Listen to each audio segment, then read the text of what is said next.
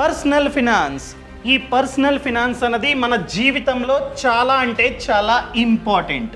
దీన్ని సరిగ్గా మేనేజ్ చేసుకుంటే మన ఫ్యూచర్ బాగుంటుంది. సో ప్రతి ఒక్కరికి పూర్తిగా నాలెడ్జ్ ఉండాలి. సో ఈరోజు ఈ వీడియోలో basics of personal finance. Basics తెలిస్తే మనకి పూర్తిగా అర్థమవుతుంది.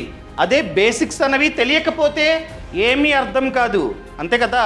అంతెందుకండి, మన ఇండియాలో లిటరసీ రేటు 77%, కానీ ఫినాన్షియల్ లిటరసీ రేటు 27%. ఎంత డిఫరెన్సు, అర్థమైందా? సో అందుకనే ఈరోజు ఈ వీడియోలో బేసిక్స్ని మీకైతే ఎక్స్ప్లెయిన్ చేస్తా. ఎగ్జాంపుల్గా ఒక కుండ ఉందండి. ఈ కుండకి చిన్న హోల్ పడింది. ఈ కుండలో ఎంత వాటర్ పోసినా కూడా ఆ నీళ్లు బయటకి వచ్చేస్తూ ఉంటాయి కదా. సో ముందు మనం దీన్ని ఫిక్స్ చేయాలి. ఇక్కడ రిపేర్ చేస్తే వాటర్ నిలబడుతుంది. అలాగే మనకి పర్సనల్ ఫినాన్స్ పైన నాలెడ్జ్ ఉంటే ఫ్యూచర్లో ఎంత డబ్బు సంపాదించినా అది నిలబడుతుంది, లేకపోతే వచ్చిన డబ్బు వచ్చినట్లే పోతూ ఉంటుంది. సో ఈ వీడియోని లాస్ట్ వరకు చూడండి. అంతేకాకుండా ఇంతవరకు ఈ ఛానల్ని సబ్స్క్రైబ్ చేసుకోకపోతే ఇప్పుడే సబ్స్క్రైబ్ చేసుకోండి. నేను మీ Kaushik Maridi. First basic rule, start investing at an early age. అర్థమైందండి? చాలామంది చేసే తప్పు ఏంటంటే వాళ్ళకి 40 ఇయర్స్ లేకపోతే 50 ఇయర్స్ వచ్చిన తర్వాత సేవింగ్స్ ఇన్వెస్ట్మెంటు స్టార్ట్ చేస్తూ ఉంటారు. అది తప్పు. నేను చాలామందిని చూసా, వాళ్ళ ఏజ్ 40, 45 ఆ విధంగా ఉంటుంది. సార్ ఇప్పటి వరకు ఎంత డబ్బు సేవ్ చేశారు, ఎక్కడెక్కడ పెట్టుబడి పెట్టారు అని అడిగితే వాళ్ళు చెప్పేది 0. ఎందుకు? వాళ్ళకి ప్లానింగ్ లేదు. సో ఈ తప్పును చెయ్యకండి. బేసిక్ రూల్ ఏంటంటే ఎంత వీలైతే అంత త్వరగా పెట్టుబడిని స్టార్ట్ చేయండి. ఎప్పుడు పర్టికులర్ టైం ఉందా? ఉంది. ఎప్పుడైతే సంపాదించడం స్టార్ట్ చేస్తారో అప్పుడు ఆ ఫస్ట్ మంతే, ఎగ్జాంపుల్గా జాబ్ వచ్చింది, జాబ్ వచ్చిన ఫస్ట్ మంత్ నుండే మీరైతే సేవింగ్స్ చేయాలి. అలా సేవ్ చేసిన డబ్బుని పెట్టుబడి పెట్టాలి. అర్థమైందండి? సో జాబ్ రాగానే మీరైతే మీ సేవింగ్స్ని, ఆ సేవింగ్స్ చేసిన డబ్బుని, ఇన్వెస్ట్మెంట్ని స్టార్ట్ చేయాలి. క్లియర్? ఎందుకు? వై? ఎందుకంటే పవర్ ఆఫ్ కాంపౌండింగ్. చాలామంది పెద్దలు చెప్తూ ఉంటారు, ఈ పవర్ ఆఫ్ కాంపౌండింగ్ అన్నది 8th wonder of the world. ఎందుకు? ఎందుకంటే డబ్బు ఆ విధంగా పెరుగుతూ ఉంటుంది. మనం పెట్టుబడి పెట్టేది తక్కువే, మంత్ కాస్త డబ్బుని పెట్టుబడి పెడుతూ ఉంటాం, కానీ లాంగ్ టర్మ్లో ఆ డబ్బు చాలా ఎక్కువగా అవుతూ ఉంటుంది. నేను చెప్తా ఎగ్జాంపుల్స్. దీనికి ఇంపార్టెంట్ ఏంటంటే ఫినాన్షియల్ డిసిప్లిన్. అంటే ఇప్పుడు పెట్టుబడి పెట్టి తర్వాత పెట్టను, ఇప్పుడు ఎస్ఐపి కడతా, మంత్లీ ఇన్వెస్ట్మెంట్ చేస్తా, తర్వాత ఆపేస్తా, ఇన్వెస్ట్మెంటు చేయను, ఉన్న డబ్బుని తీసేస్తా అంటే వెరీ బ్యాడ్. అలా చేయకుండా మీరు ఎస్ఐపి పెట్టుకొని ప్రతి నెల ఫిక్స్డ్ అమౌంట్ని ఇన్వెస్ట్మెంట్ చేస్తూ ఉండండి. ఒక్కసారి కూడా ఆపకండి. ఆ విధంగా లాంగ్ టర్మ్కి ఇన్వెస్ట్మెంట్ చేస్తే ఆ డబ్బు చాలా అంటే చాలా ఎక్కువగా మారుతుంది. మీకు ప్రూఫ్ చూపిస్తా, వెయిట్. ఎగ్జాంపుల్గా పీపీఎఫ్. సో ఇయర్కి మనమైతే 1,50,000 ఇన్వెస్ట్మెంట్ చేసుకోవచ్చు పీపీఎఫ్లో. ఓకేనా? 1,50,000. ఇది కాంపౌండ్ వడ్డీ. నార్మల్ వడ్డీ కాదు, సింపుల్ ఇంట్రెస్ట్ కాదు, compound interest. Every quarter compound అవుతూ ఉంటుందన్నమాట. సో మనం కనుక 1,50,000 15 ఇయర్స్ పాటు పెట్టుబడి పెడితే మనకి వచ్చే వడ్డీ, ఓన్లీ వడ్డీ 18 lakhs. మనం పెట్టుబడి పెట్టేది 22,50,000, కానీ ఓన్లీ వడ్డీ 18 lakhs. ఇంత వడ్డీ రావడానికి కారణం కాంపౌండ్, పవర్ ఆఫ్ కాంపౌండింగ్. అర్థమైందండి? అదేవిధంగా మ్యూచువల్ ఫండ్, ఎస్ఐపి. ఎగ్జాంపుల్గా మంత్కి 5,000, మీరు కనుక నెలకి 5,000 ఈ విధంగా ఒక 30 ఇయర్స్ ఆపకుండా, కండిషన్ అప్లై. ఏం కండిషన్? డిసిప్లిన్.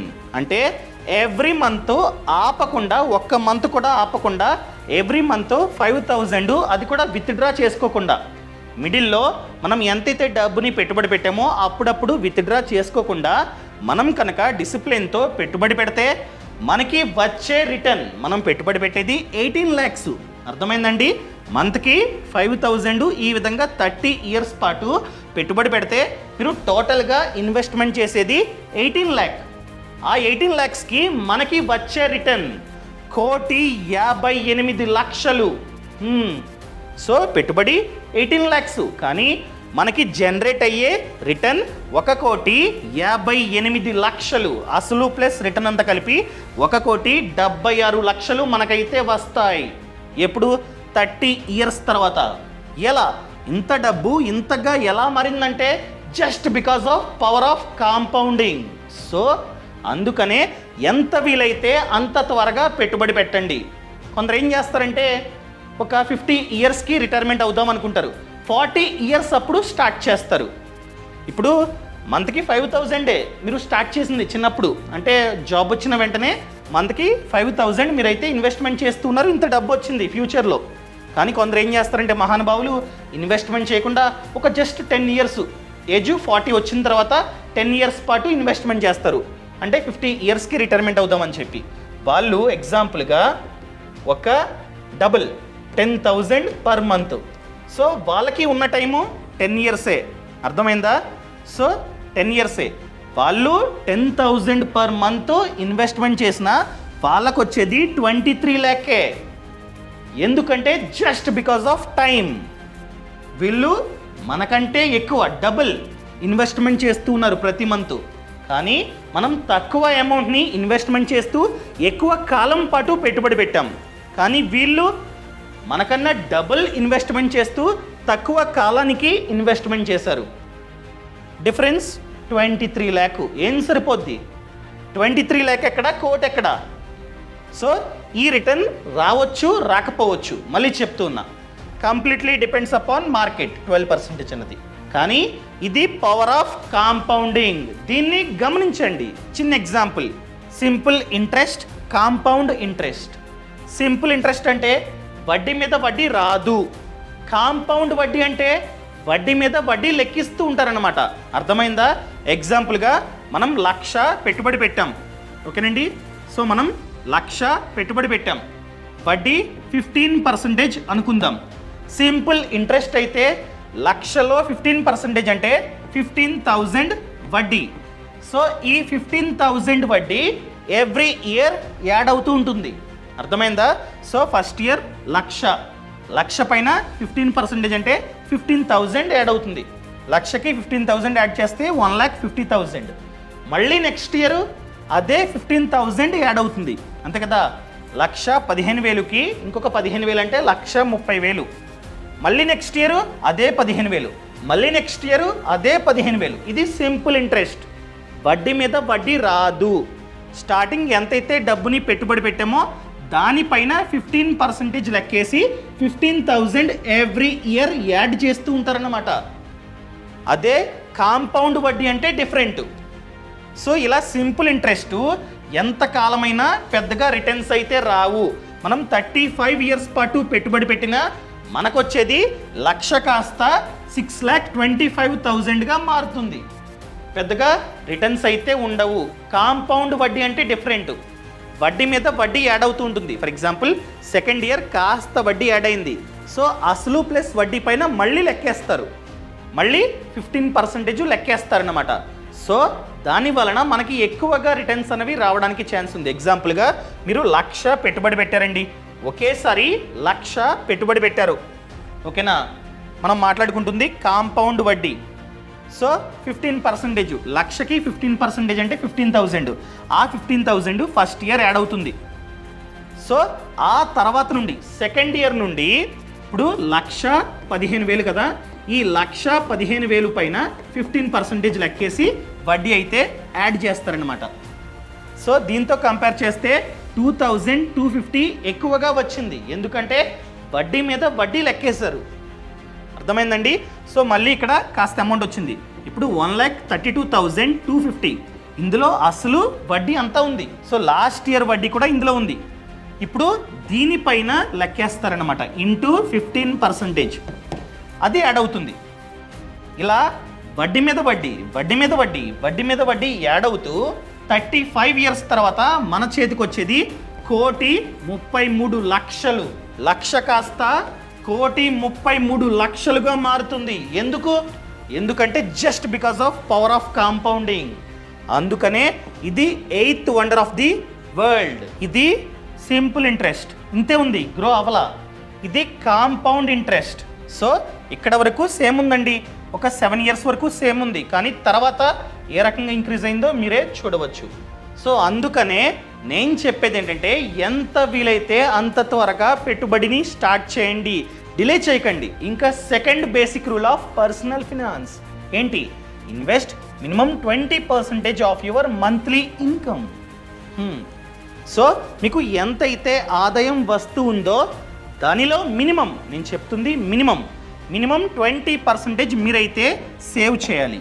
ఎగ్జాంపుల్గా మీ జీతం 1,00,000 జీతం వస్తున్నట్లయితే కనీసం 20% అంటే 20,000 మీరైతే సేవ్ చేసి దాన్నైతే ఇన్వెస్ట్మెంట్ చేయాలి. చాలాసార్లు చెప్పా, ఈ 20,000 తీసుకెళ్ళి ఒకే చోట కాకుండా డైవర్సిఫై చేసి ఇన్వెస్ట్మెంట్ చేయండి. ఇక్కడ కాస్త, ఇక్కడ కాస్త, ఇక్కడ కాస్త, ఇక్కడ కాస్త, ఆ విధంగా డివైడ్ చేసి పెట్టుబడి పెట్టండి అని చెప్పా. దీనికంటూ స్పెషల్గా ఒక ఫార్ములా ఉంది, అదే 50-30-20 రూల్. 50 అంటే 50% ఆఫ్ అవర్ ఇన్కమ్ వచ్చేసి నీడ్స్ అనమాట.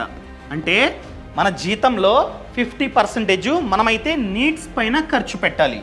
నీడ్స్ అంటే అవసరాలు. ఎగ్జాంపుల్గా rent, groceries, current bill, water bill, EMI, petrol, ఇవన్నీ నీడ్స్ అనమాట. సో ఖచ్చితంగా వీటిపైన మనం ఖర్చు పెట్టాల్సిందే. వాటిపైన 50% కన్నా ఎక్కువ ఖర్చు పెట్టకండి. ఫైన్. నెక్స్ట్ వన్ 30% వచ్చేసి వాంట్స్ అనమాట. వాంట్స్ అంటే కోరికలు. మనం బ్రతుకుతూ ఉన్నాం ఎందుకు? ఓన్లీ సేవింగ్సా? కాదు, enjoy. For example trips, movies, అదేవిధంగా పార్టీలు, పబ్బులు చేయండి. కాకపోతే మ్యాక్స్ లిమిటు 30%. 1,00,000 టేక్ హోమ్ జీతం అయితే 30,000 మ్యాక్స్ అనమాట. ఇంతవరకు మాత్రమే ఖర్చు పెట్టండి. కొందరు చేసే తప్పు ఏంటంటే వీటిపైనే ట్రిప్పులు, మూవీలు, పబ్బులు, పార్టీలు అని చెప్పి వాటిపైనే 50% ఆఫ్ జీతాన్ని ఖర్చు పెడుతుంటారు. అలా ఖర్చు పెట్టకండి. మ్యాక్స్ 30%. ఇంకా రిమైనింగ్ 20 వచ్చేసి సేవింగ్. చెప్పాను కదా, మినిమం 20% మనమైతే సేవ్ చేయాలి. ఇది మినిమం. మళ్ళీ చెప్తున్నా, మినిమం. మన జీతం ఎక్కువైతే 50% కూడా మీరైతే సేవింగ్స్ చేసుకోవచ్చు. పెద్దగా ఖర్చులు లేవు అనుకున్నట్లయితే ఈ విధంగా ఖర్చు పెట్టాలని రూల్ ఏం లేదు. పెళ్ళవకపోతే ఈ విధంగా గ్రాసరీస్ అవి ఇవి తక్కువ ఉంటాయి. సో 50% వద్దు, ఒక 30% స్పెండ్ చేయండి. రిమైనింగ్ 50 వచ్చేసి సేవింగ్ చేయండి. అవ్వదు పెళ్ళయింది అనుకున్నట్లయితే ఈ విధంగా మినిమం 20% మీరైతే ఇన్వెస్ట్మెంట్ చేయాలి. 20,000 1,00,000 టేక్ హోమ్ జీతం అయితే 20,000 మీరైతే ఖచ్చితంగా ఇన్వెస్ట్మెంట్ చేయాలి. దీన్ని ఫాలో అవ్వండి. ఈ తప్పుని మీరైతే చేయకండి. చాలామంది చేసే తప్పు ఏంటంటే జీతం పడగానే ఖర్చు. మంత్ ఎండ్లో ఏదైనా మిగిలితే దాన్ని సేవ్ చేసి దాన్ని ఇన్వెస్ట్మెంట్ చేద్దాం అనుకుంటారు. అలా కనుక మీరు చేస్తున్నట్లయితే మిస్టేక్. ఎప్పటికీ సేవింగ్స్ అనేవి చేయలేరు. సో జీతం పడగానే మినిమం 30% వేరే బ్యాంక్ అకౌంట్కి ట్రాన్స్ఫర్ చేసుకోండి. రిమైనింగ్ 70%తో బ్రతకండి. ఆ 30%ని మీరైతే ఇన్వెస్ట్మెంట్ చేయండి. అది ప్రాపర్. సో ఇంకా నెక్స్ట్ వన్, సరే ఇన్వెస్ట్మెంట్ చేయాలి, ఎక్కడ చేయాలి? సో పెట్టుబడి పెట్టడానికి 3 ఆప్షన్స్. ఫస్ట్ వన్ లో risk investments, second one medium risk investments, third one high risk investments. ఎగ్జాంపుల్గా ఒక 20,000ని మీరైతే ఇన్వెస్ట్మెంట్ చేయాలి. 20,000 తీసుకెళ్ళి హైలో అనగా హై రిస్క్ ఇన్వెస్ట్మెంట్స్లో, అదేవిధంగా 20,000 తీసుకెళ్ళి లో రిస్క్లో, ఆ విధంగా కాకుండా డివైడ్ చేసి పెట్టుబడి పెట్టండి. అసలు లో రిస్క్ అంటే ఏంటి, మీడియం రిస్క్ అంటే ఏంటి, హై రిస్క్ అంటే ఏంటి? ఫర్ ఎగ్జాంపుల్ లో రిస్క్ ఇన్వెస్ట్మెంట్స్ ఏమున్నాయి?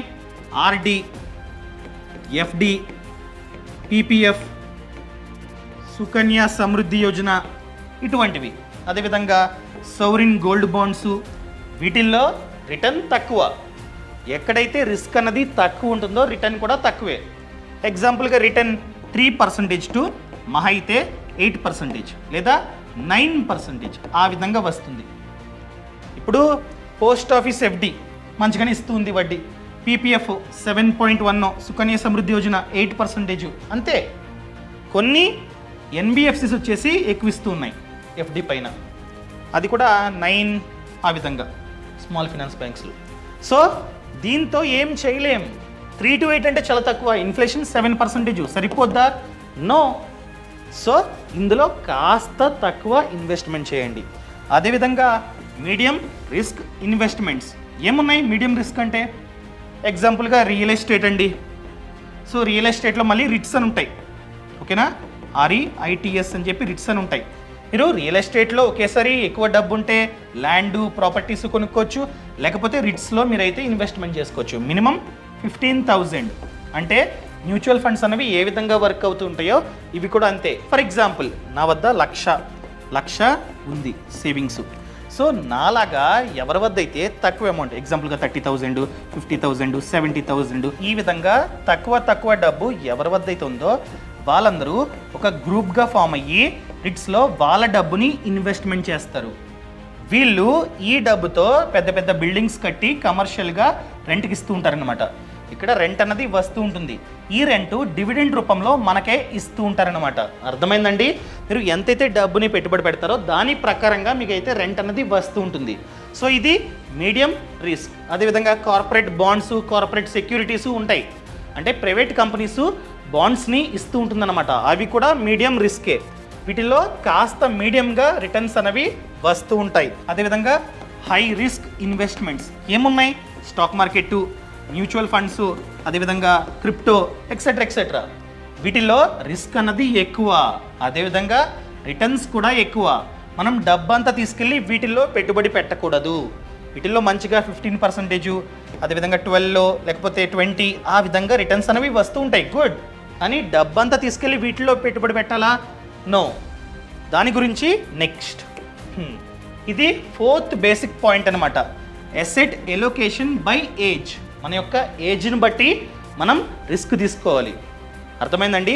ఎగ్జాంపుల్గా 20s అంటే 20 to 30 ఏజ్ అని అర్థం, ఓకేనా? సో మీరు 20sలో ఉంటే ఎంత డబ్బుని ఈక్విటీ అనగా రిస్క్ అయిన ఇన్వెస్ట్మెంట్ ఆప్షన్స్లో పెట్టుబడి పెట్టాలి. అది కంప్లీట్గా 100 మైనస్ ఏజ్. మీ ఏజ్ 25 అనుకుందాం, 25 అనుకుందాం. 100 మైనస్ 25 అంటే 75%. సో మీరు ఎంతైతే డబ్బుని ఆదా చేస్తూ ఉన్నారో దానిలో 75% ఈక్విటీ అనగా రిస్కీ ఇన్వెస్ట్మెంట్ ఆప్షన్స్. ఎగ్జాంపుల్గా ఈక్విటీ అంటే స్టాక్ మార్కెట్. సో స్టాక్ మార్కెట్లో 75% పెట్టుబడి పెడితే ఎక్కువగా రిటర్న్స్ అనేవి వస్తూ ఉంటాయి. సో రిమైనింగ్ 25% వచ్చేసి ఎక్కడ? డెట్ అంటే government bonds, securities, post office schemes, bank ఎఫ్డీలు అవి ఇవి వాటిలో పెట్టుబడి పెట్టండి. ఎందుకు 75%? మీరు 20sలో ఉన్నారు అంటే కాస్త రెస్పాన్సిబిలిటీ తక్కువ, ఖర్చులు తక్కువ. సో రిస్క్ తీసుకోండి, తప్పేముంది. ఈ విధంగా మీరైతే ప్లాన్ చేసుకోండి. అదేవిధంగా 30s అంటే 30 to 40 మిడిల్లో ఏజ్ అనుకుందాం. సో అప్పుడు ఎగ్జాంపుల్గా 30 ఏజ్, 100 మైనస్ యువర్ ఏజ్ 30 అంటే 70. ఈ 70% ఈక్విటీ, రిమైనింగ్ 30% డెట్. ఆ విధంగా ప్లాన్ చేసుకోండి, ఓకేనా?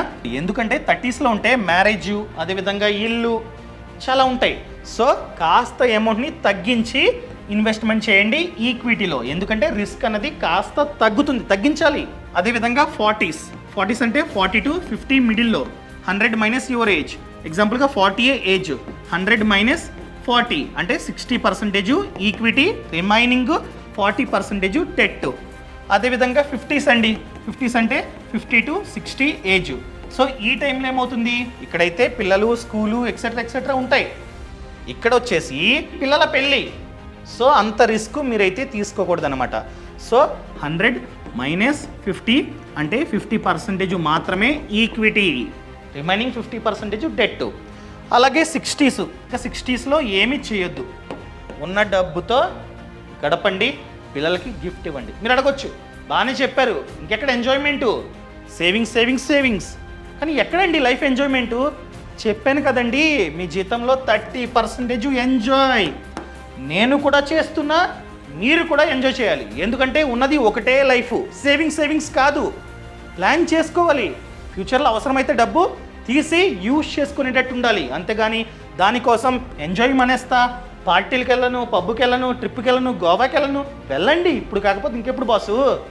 30% యూజ్ చేసుకోండి, కానీ ఈ విధంగా మీరైతే ప్లాన్ చేసుకోండి. ఇవి బేసిక్స్. నేను చెప్పింది 4A, ఇంకా చాలా ఉన్నాయి. ఈ కంటెంట్ నచ్చితే కింద కామెంట్లో చెప్పండి. మీకు ఇంకా వీడియోస్ కావాలంటే ఖచ్చితంగా చేస్తా. ఇంతవరకు ఈ ఛానల్ని సబ్స్క్రైబ్ చేసుకోకపోతే సబ్స్క్రైబ్ చేసుకోండి. నేను ఏ విధంగా చెప్పా అర్థమైందా లేదా దయచేసి కామెంట్లో చెప్పండి. మీ కామెంట్ కోసం నేనైతే చూస్తూ ఉంటా, దయచేసి చెప్పండి. అండ్ ఇంతవరకు ఛానల్ని సబ్స్క్రైబ్ చేసుకోకపోతే సబ్స్క్రైబ్ చేసుకోండి. అదేవిధంగా ఫ్రీడమ్ యాప్ అండి. సో ఫ్రీడమ్ యాప్లో చూసుకున్నట్లయితే 1000 కన్నా ఎక్కువే కోర్సెస్ ఉన్నాయి. సో దేని గురించి? ఫినాన్స్. ఇలా ఏదైతే చెప్పానో ఇంకా డబుల్ త్రిబుల్ అండి, నెక్స్ట్ లెవెల్. అలా 1000 కన్నా ఎక్కువే కోర్సెస్ ఉన్నాయి. అదేవిధంగా బిజినెస్, ఫార్మింగ్. బిజినెస్ వచ్చేసి ఎగ్జాంపుల్గా ఒక బిజినెస్ని స్టార్ట్ చేద్దాం అనుకుంటున్నారు. ఆ బిజినెస్ని ఎవరైతే స్టార్ట్ చేసి సక్సెస్ అయ్యారో వాళ్ళు మనకి A to Z నేర్పిస్తారు. అది కూడా మేము డైరెక్ట్గా ఆ ప్లేస్కి వెళ్ళి షూట్ చేస్తాం. మెషినరీ ఉంది, ఎంత, ఎక్కడ కొనాలి, లోన్ వచ్చిందా, A to Z, profits, marketing. అదేవిధంగా ఫార్మింగ్. ఎవరైతే రైతన్న సక్సెస్ అయ్యారో ఆ రైతన్న మనకి A to Z ఎక్స్ప్లెయిన్ చేస్తారు. నేను కూడా ఫీల్డ్లో నుంచొని ఎక్స్ప్లెయిన్ చేశా. అది కూడా రైతన్నని అడిగి, రైతన్నే చెప్తారు, నేను కూడా చెప్తుంటా. సో ఇప్పుడే ఫ్రీడమ్ యాప్ని app store or play store నుంచి డౌన్లోడ్ చేసుకోండి. యాప్ లింక్ అనేది కింద డిస్క్రిప్షన్లో ఉంది, చూడండి. సో కోర్సులు వచ్చేసి 599, స్టార్టింగ్ ఫ్రమ్ 599. అది కూడా లైఫ్ లాంగ్ మీకైతే యాక్సెస్. ఫర్ ఎగ్జాంపుల్ బిజినెస్ని స్టార్ట్ చేస్తున్నారు, డౌట్ వచ్చింది. ఆ బిజినెస్ ఓనర్తో ఎవరి దగ్గర అయితే నేర్చుకున్నారో కోర్సులో వాళ్ళతో డైరెక్ట్గా ఫోన్లో కూడా మాట్లాడవచ్చు. ఇంకేం కావాలి? సో ఇప్పుడే ఫ్రీడమ్ యాప్ని డౌన్లోడ్ చేసుకోండి. యాప్ లింక్ అనేది కింద డిస్క్రిప్షన్లో ఉంది. Thank you so much. Thanks for watching. జై హింద్.